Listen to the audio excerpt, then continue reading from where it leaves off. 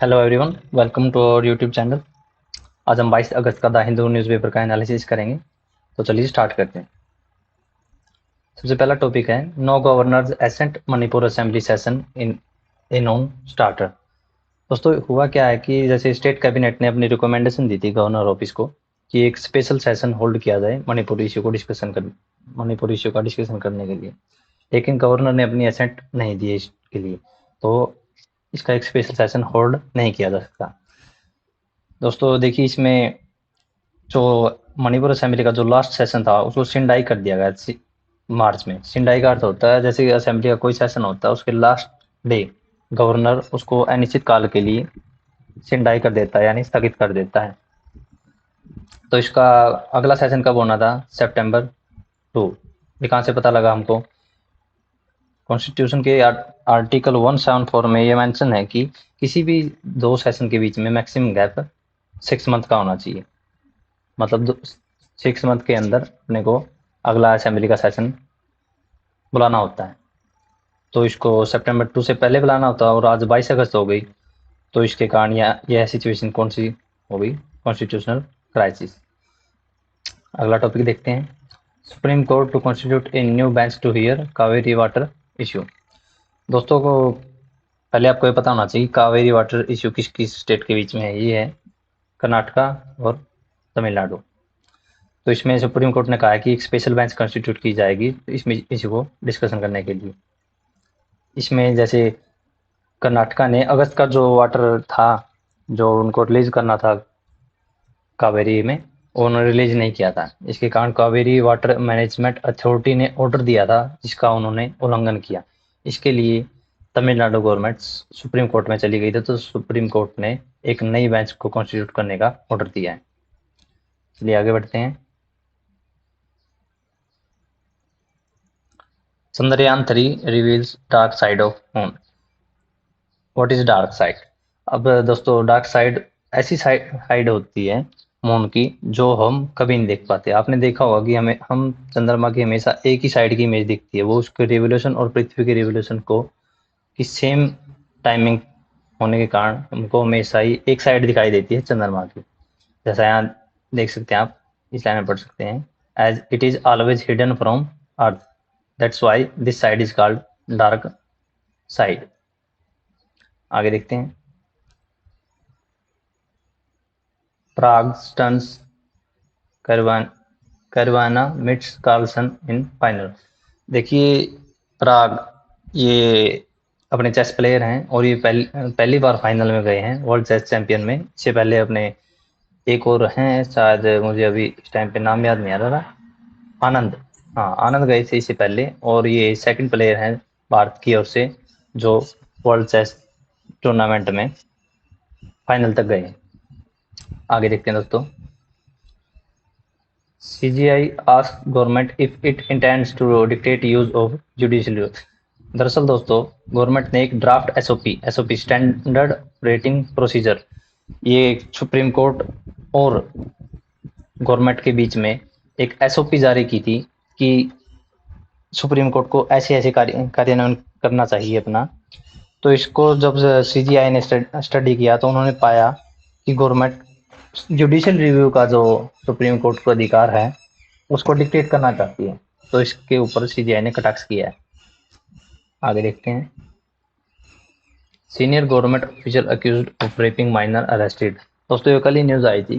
एक senior government official हैं Delhi government में, तो उन्होंने एक 15 साल की लड़की के साथ अभद्र व्यवहार किया, तो उसके कारण इनको आज अरेस्ट कर लिया गया।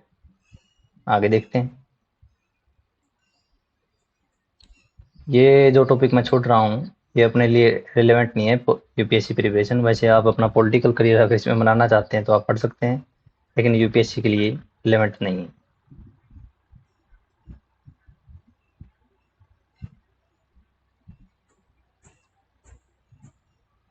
आगे देखते हैं दोस्तों। आपको दोस्तों ये फैक्ट है कि केरला स्टेट एकमात्र ऐसा स्टेट है जिन्होंने सबसे पहले राइट टू इंटरनेट प्रोवाइड किया था अपने सिटीजन को।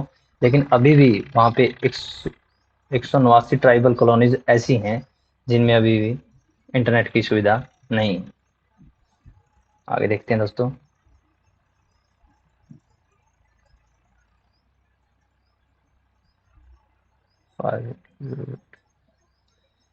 इसमें मैं ये आर्टिकल आज ऐसा कोई आया नहीं था जो यूपीएससी के लिए रिलेवेंट हो, तो इन्होंने अपने अपने ने आज ये स्किप कर दिया।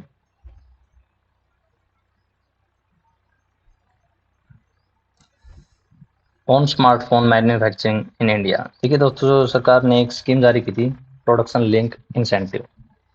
इस स्कीम में क्या है कि अगर कोई भी manufacturing unit incremental incremental production, यानी आप नॉर्मली जो प्रोडक्शन करते थे उससे अगर ज़्यादा प्रोडक्शन करोगे तो सरकार आपको 4 से लेके 6% के बीच में आपको सब्सिडी प्रोवाइड करेगी, आपको बेनिफिट देगी। तो इसका सबसे ज़्यादा बेनिफिट अपने कौन सी इंडस्ट्री ने उठाया है? स्मार्टफोन मैन्युफैक्चरिंग इंडस्ट्री ने। इसमें देखिए आप दोस्तों, यहाँ लिख रखा है इंडस्ट्री एंथुसियाज्म सबसे ज़्यादा किस इंडस्ट्री ने दिखाया है? स्मार्टफोन इंडस्ट्री ने। और इसका आप अंदाज़ा इस डाटा से लगा सकते हैं कि जहाँ एक और 2018 में 300 मिलियन डॉलर था, वहीं आज 2023 में ये कितना हो गया है? 11,000 मिलियन डॉलर। यानी यहाँ इन्होंने बिलियन में लिख रखा है, तो अंदाज़ा लगाइए 11,000 मिलियन डॉलर, यानी ये 30 30 टाइम से भी ज़्यादा है। आप कैलकुलेट करके देख लीजिए। लेकिन इसमें एक मुद्दा ये भी है कि हमने पहले की तरह फुल बॉडीड मोबाइल इंपोर्ट करना बंद कर दिया, यानी कम कर दिया, लेकिन उनके कंपोनेंट्स अभी भी भारत में मंगाए जाते हैं, वहाँ यहाँ से असेंबल करके उनको यहाँ से एक्सपोर्ट किया जाता है। आगे देखते हैं दोस्तों। Concern about drilling in North Sea. North Sea आप मैप में लोकेट कर लीजिए कहाँ पे है।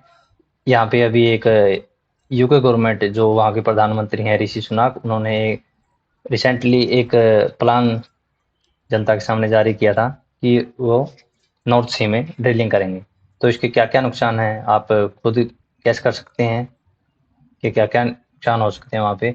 सबसे पहले वहाँ पे अगर फॉसिल फ्यूल के लिए आप जाओगे, ड्रिलिंग करोगे, तो उससे क्या होगा?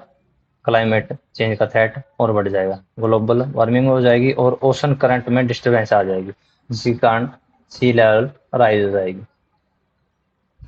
और जैसे एक स्टडी जो मेंशन कर रखी है, इसमें पाया गया है कि UK has not adequately prepared for climate change. UK government climate change के लिए अभी तक तैयार नहीं। आगे देखते हैं दोस्तों।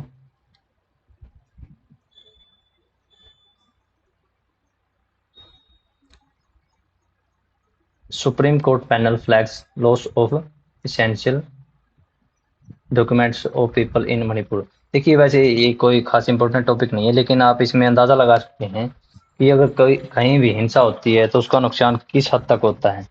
मणिपुर में जो हिंसा हुई है, वहाँ लोगों ने अपने बेसिक इसेंशियल डॉक्यूमेंट्स भी खो दिए हैं, जैसे उनका Aadhaar card, driving licence, PAN card, ये सब गुम हो चुके हैं। तो उनको बनाने के लिए अब गवर्नमेंट मशीनरी को दोबारा एक्सपेंडिचर करना पड़ेगा। और इसका एक मुद्दा ये भी हो सकता है कि वहाँ रेफ्यूजी प्रॉब्लम और बढ़ जाएगी, उनको ये मिल जाएगा, हक मिल जाएगा। जैसे वो कोई आगे कह सकता है कि मेरे डॉक्यूमेंट गुम हो चुके हैं और वो यहाँ का निवासी न हो।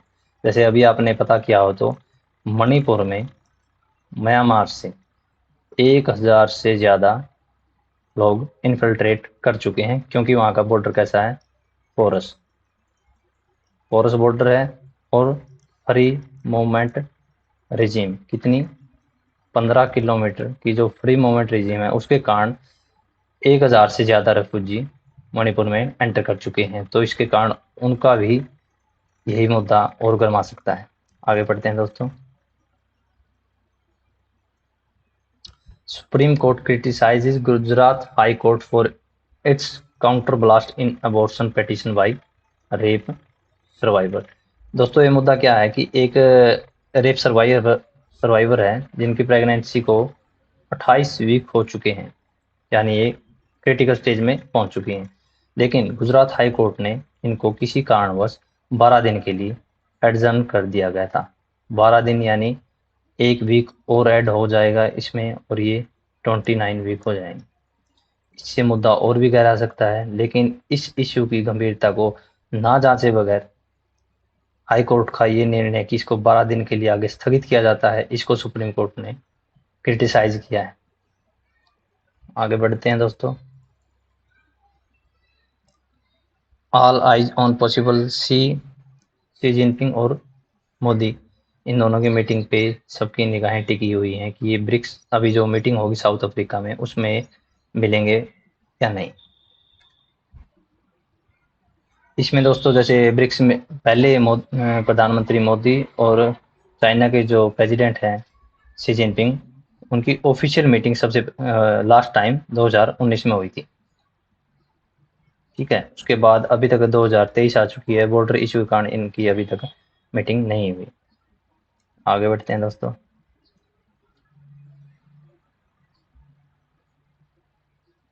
Women and baby crushed to death in Uttarakhand लैंडस्लिप।